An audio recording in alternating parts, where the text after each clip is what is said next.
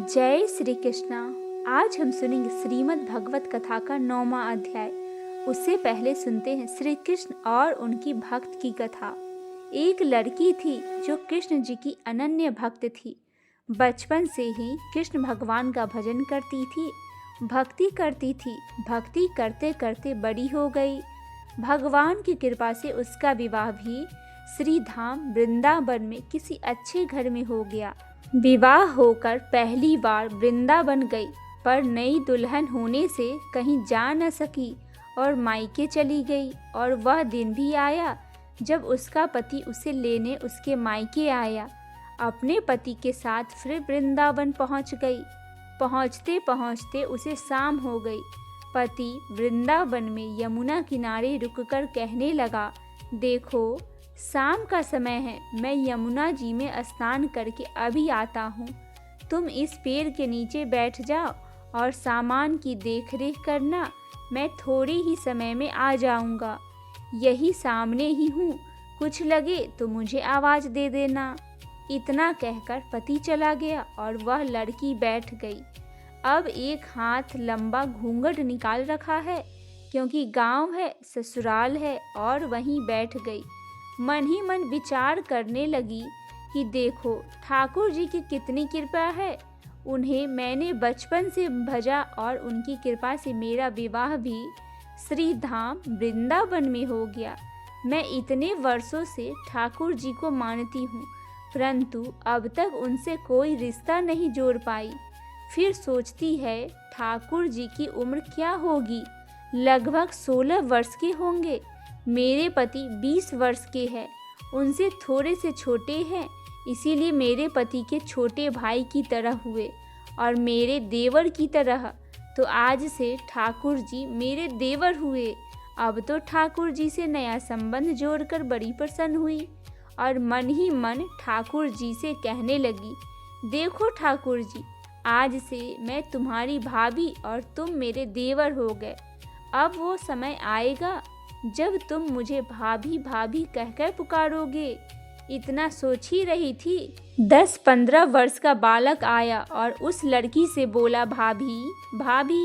लड़की अचानक अपने भाव से बाहर आई और सोचने लगी, वृंदावन में मैं तो नई दुल्हन हूँ, ये कहकर कौन मुझे बुला रहा है। नई थी इसीलिए घूंघट उठाकर नहीं देखा कि गांव के किसी बड़े बूढ़े ने देख लिया तो बड़ी बदनामी होगी। अब वह बालक बार बार कहता, पर वह उत्तर न देती।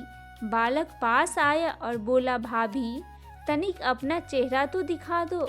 अब वह सोचने लगी, अरे ये बालक तो बड़ी जिद कर रहा है, इसीलिए कस के घूंघट पकड़कर बैठ गई कि कहीं घूंघट उठाकर देखने न लगे। लेकिन उस बालक ने जबरदस्ती घूंघट उठाकर चेहरा देखा और भाग गया। थोड़ी देर में उसका पति आ गया। उसने सारी बातें अपने पति से कही। पति ने कहा, तुमने मुझे आवाज़ क्यों नहीं दी। लड़की बोली, वह तो इतने में ही भाग गया था। पति बोला, चिंता मत करो, वृंदावन बहुत बड़ा थोड़ी ही है। कभी किसी गली में खेलता मिल गया तो हड्डी पसली एक कर दूंगा, फिर कभी ऐसा नहीं कर सकेगा। तुम्हें जहाँ भी देखे मुझे ज़रूर बताना। फिर दोनों घर गए। कुछ दिनों बाद उसकी सास ने अपने बेटे से कहा, बेटा देख तेरा विवाह हो गया है, बहू मायके से भी आ गई है, पर तुम दोनों अभी तक बांके बिहारी जी के दर्शन के लिए नहीं गए। कल जाकर बहू को दर्शन कराकर ले आना। अब अगले दिन दोनों पति पत्नी ठाकुर जी के दर्शन के लिए मंदिर जाते हैं। मंदिर में बहुत भीड़ थी। लड़का कहने लगा, देखो तुम स्त्रियों के साथ आगे जाकर दर्शन करो, मैं भी आता हूँ। अब वह आगे गई और घूंघट नहीं उठाती। उसे डर लगता कि कोई बड़ा बूढ़ा देखेगा तो कहेगा, नई बहू घूंघट के बिना घूम रही है। बहुत देर हो गई। पीछे से पति ने आकर कहा, अरे बाबली, बिहारी जी के सामने हैं, घूंघट काहे नहीं खोल रही। घूंघट ना खोलेगी तो दर्शन कैसे करोगी। अब उसने अपना घूंघट उठाया और जो बाकी बिहारी जी की ओर देखा तो बाकी बिहारी जी की जगह वही बालक मुस्कुराता हुआ दिखा। तो एकदम से चिल्लाने लगी, सुनिए जल्दी आओ, सुनिए जल्दी आइए। पति पीछे से भाग भाग कर आया और बोला, क्या हुआ? लड़की बोली, उस दिन जो मुझे भाभी भाभी कहकर भागा था वह बालक मिल गया। पति ने कहा, कहाँ है? अभी देखता हूँ। तो ठाकुर जी की ओर इशारा करके बोला, ये रहा, आपके सामने ही तो है। उसके पति ने जो देखा तो अवाक रह गया और बोला, तुम धन्य हो, वास्तव में तुम्हारे हृदय में सच्चा भाव ठाकुर जी के प्रति है। मैं इतने वर्षों से वृंदावन में हूँ, मुझे आज तक उनके दर्शन नहीं हुए और तेरा भाव इतना उच्च है कि बिहारी जी तुझे दर्शन दे गए। बोलिए बाके बिहारी लाल की जय हो। आइए भक्तजनों, अब हम सुनते हैं श्रीमद् भगवत कथा का महात्म्य जो भगवान आइए भक्तजनों, अब हम सुनते हैं श्रीमद् भागवत कथा का आइए भक्तजनों, अब हम सुनते हैं श्रीमद् भागवत कथा के 9वें अध्याय का महात्म्य जो स्वयं महादेव माता पार्वती से कह रहे हैं। महादेव जी कहते हैं, पार्वती, अब मैं आदर पूर्वक 9वें अध्याय का महात्म्य का वर्णन करूंगा, तुम स्थिर होकर सुनो। नर्मदा के तट पर महिष्मती नाम की एक नगरी है। वहाँ माधव नाम के एक ब्राह्मण रहते थे जो वेद वेदांगों के तत्वज्ञ और समय समय पर आने वाले अतिथियों के प्रेमी थे। उन्होंने विद्या के द्वारा बहुत धन कमाकर एक महान यज्ञ का अनुष्ठान आरंभ किया। उस यज्ञ में बलि देने के लिए एक बकरा मंगवाया गया। जब उसके शरीर की पूजा हो गई तब सबको आश्चर्य में डालते हुए उस बकरे ने हंसकर उच्च स्वर से कहा, ब्राह्मण, इन बहुत से यज्ञों द्वारा क्या लाभ है? इनका फल तो नष्ट हो जाने वाला तथा ये जन्म, जरा और मृत्यु के भी कारण है। यह सब करने पर भी जो मेरी वर्तमान दशा है, इसे देख लो। बकरे के इस अत्यंत कौतूहलजनक वचन को सुनकर यज्ञ मंडप में रहने वाले सभी लोग बहुत ही विस्मित हुए। तब वे यजमान ब्राह्मण हाथ जोड़कर अपलक नेत्रों से देखते हुए बकरे को प्रणाम करके यज्ञ और आदर से पूछने लगे। ब्राह्मण बोले, आप किस जाति के थे? आपका स्वभाव और आचरण कैसा था? तथा जिस कर्म से आपको बकरे की योनि प्राप्त हुई है, यह सब मुझे बतलाइए। फिर बकरा बोला, ब्राह्मण, मैं पूर्व जन्म में ब्राह्मणों के अत्यंत निर्मल कुल में उत्पन्न हुआ था। समस्त यज्ञों का अनुष्ठान करने वाला और वेद विद्या में प्रवीण था। एक दिन मेरी स्त्री ने भगवती दुर्गा की भक्ति से विनम्र होकर अपने बालक के रोग की शांति के लिए बलि देने की निमित्त मुझसे एक बकरा मांगा। तत्पश्चात जब चंडिका के मंदिर में वह बकरा मारा जाने लगा, उस समय उसकी माता ने मुझे श्राप दिया, ओ ब्राह्मणों में नीच पापी, तू मेरे बच्चे का वध करना चाहता है, इसीलिए तू भी बकरे की योनि में जन्म लेगा। द्विज श्रेष्ठ, तब कल्प वर्ष मृत्यु को प्राप्त होकर मैं बकरा हुआ। यद्यपि पशु योनि में पड़ा हूँ तो भी मुझे अपने पूर्ण जन्म का स्मरण बना हुआ है। ब्राह्मण, यदि आपको सुनने की उत्कंठा है तो मैं एक और भी आश्चर्य की बात बतलाता हूँ। कुरुक्षेत्र नामक एक नगर है जो मोक्ष प्रदान करने वाला है।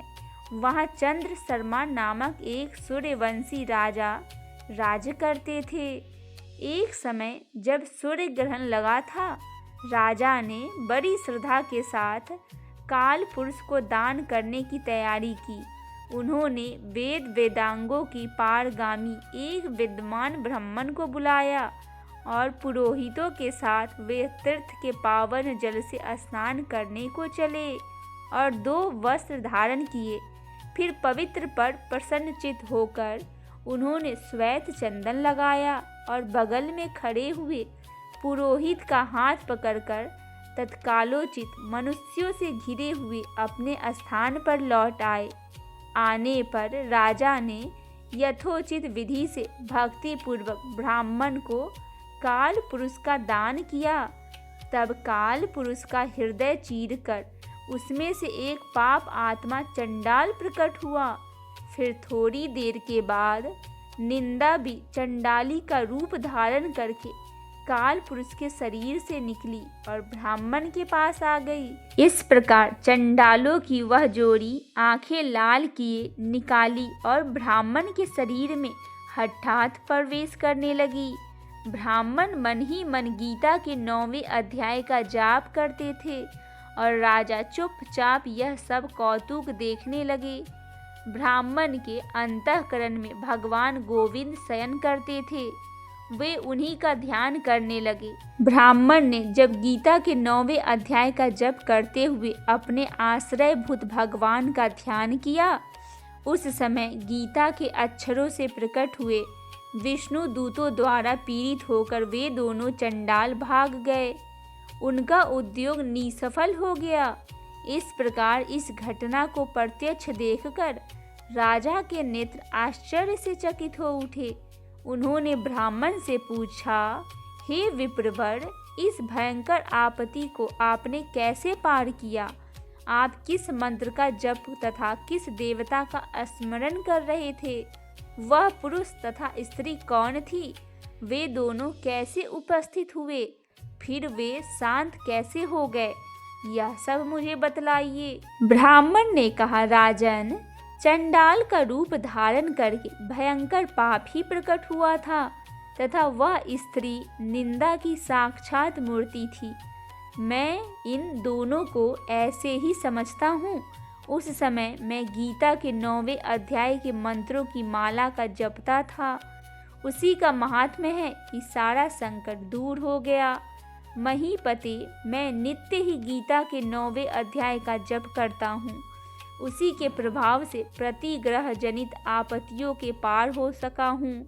यह सुनकर राजा ने उसी ब्राह्मण से गीता के 9वें अध्याय का अभ्यास किया। फिर वे दोनों ही परम शांति मोक्ष को प्राप्त हुए।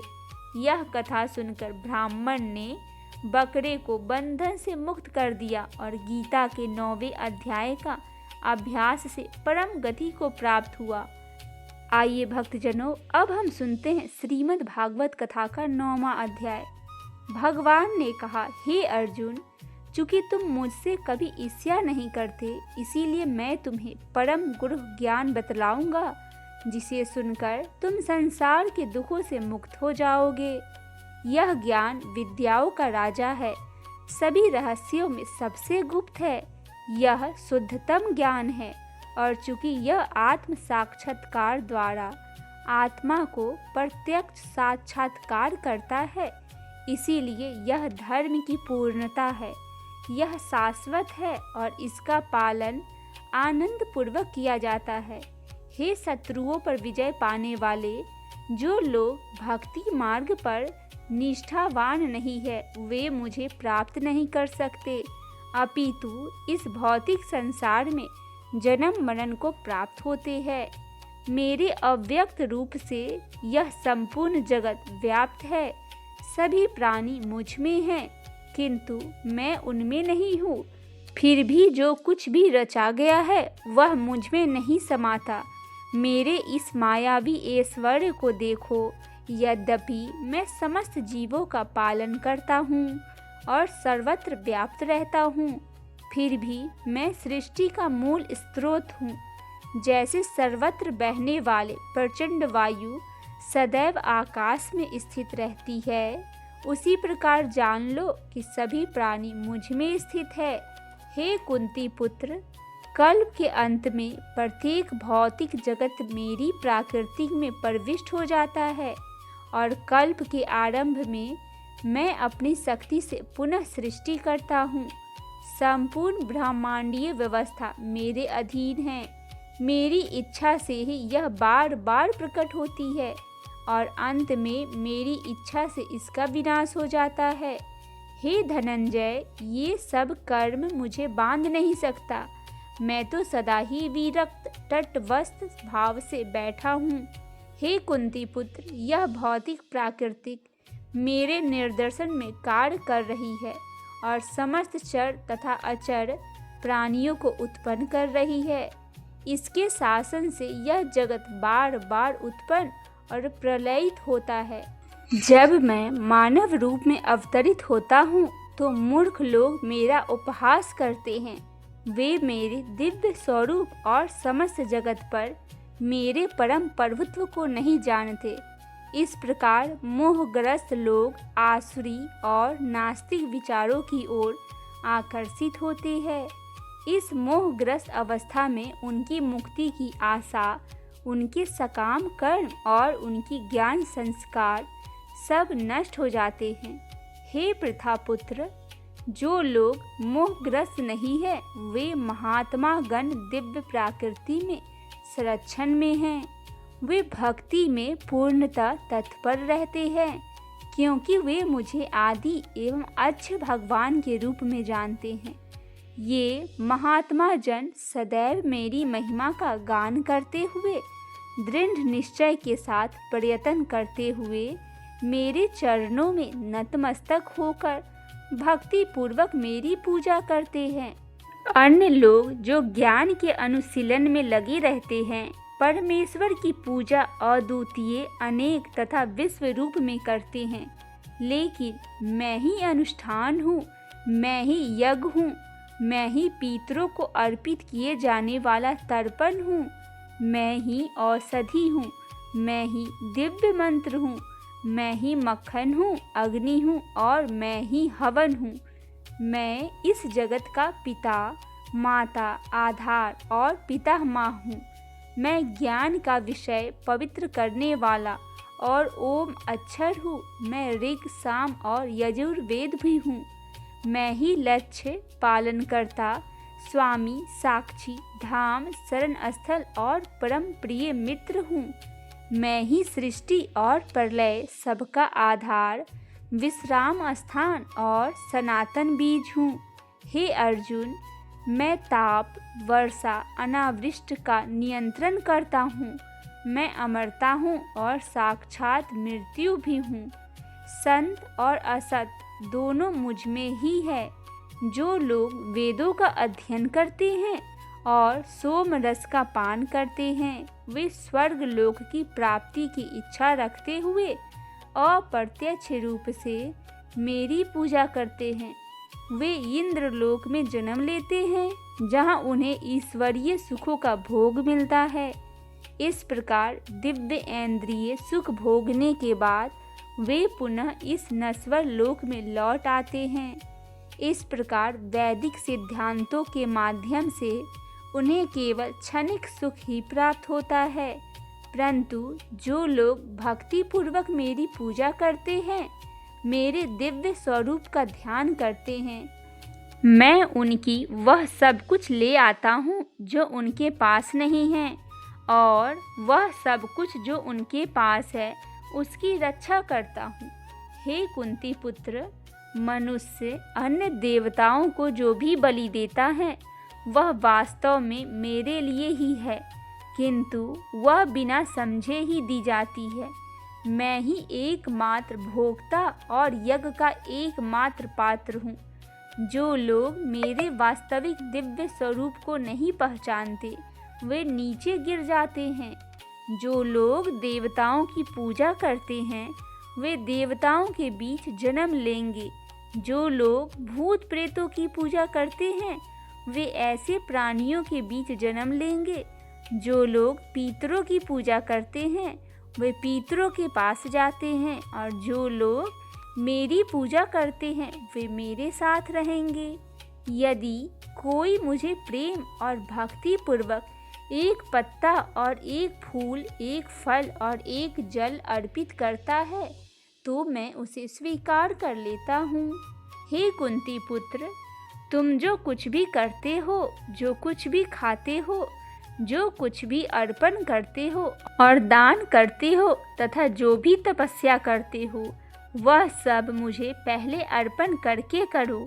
इस प्रकार तुम सभी अच्छे और बुरे कर्मों के फल से मुक्त हो जाओगे और त्याग के इस सिद्धांत में तुम मुक्त हो जाओगे और मेरे पास आ जाओगे। मैं न किसी से ईर्ष्या करता हूँ, न किसी का पक्षपात करता हूँ। मैं सबके प्रति सम्मान हूँ, परंतु जो कोई भक्ति पूर्वक मेरी सेवा करते हैं वह मेरा मित्र है, मुझ में है और मैं भी उसका मित्र हूँ। यदि कोई व्यक्ति अत्यंत घृणित कार्य करता है तो भी यदि वह भक्ति मार्ग में लगा रहता है तो भी उसे संत माना जाता है, क्योंकि वह उचित स्थिति में है।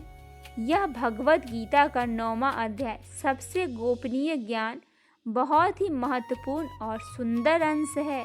वह शीघ्र ही धर्मात्मा हो जाता है और अस्थायी शांत प्राप्त करता है।